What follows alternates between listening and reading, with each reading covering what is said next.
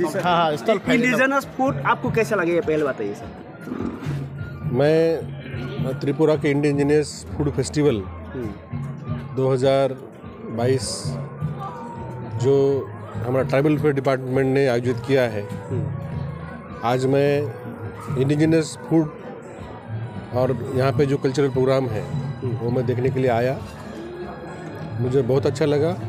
मुझे गर्व है कि हमारे जो ट्राइबल भाई बहन हैं वो अभी भी जो हमारा कल्चर ट्रेडिशन है उसको अच्छी तरीके से उन्होंने मेंटेन किया है, और उनका म्यूज़िक, डांस, उनका फेस्टिवल, फूड जो प्रिपरेशन का जो उनका मेथड है, ये सब मैंने देखा।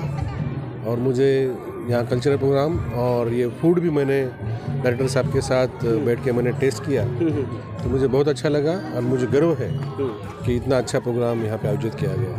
थैंक यू, धन्यवाद। जी सर, वो ये कुछ कंपेयर करके बताओ ना, आप तो बाहर भी गए हुए हैं, तो हमारे यहाँ के खाना और बाहर के खाना में कितना फर्क होगा? ज़्यादा ये तो बहुत अच्छा टेस्ट है। स्पेशली जो स्टिकी राइस है वो तो हमें बहुत पसंद है। हम जब भी जम्पुई में जाते हैं तो हम फिश के साथ स्टिकी राइस खाते हैं।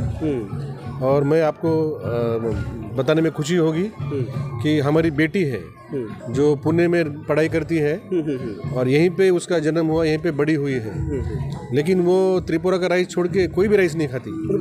तो हम 2-3 महीना बाद यहाँ से हम राइस भेजते हैं बाय ट्रेन पुणे के लिए। तो खासा चावल हमको 2-3 महीना में एक बार भेजना पड़ता है। और जो यहाँ का नींबू है, जो इतना ये सेंटेड नींबू है, तो वो खाने के बाद हमारे बच्चे अभी पुणे में वो दूसरा जो नींबू है वो नहीं खाते हैं। तो यहाँ का टेस्ट त्रिपुरा का स्पेशल टेस्ट है।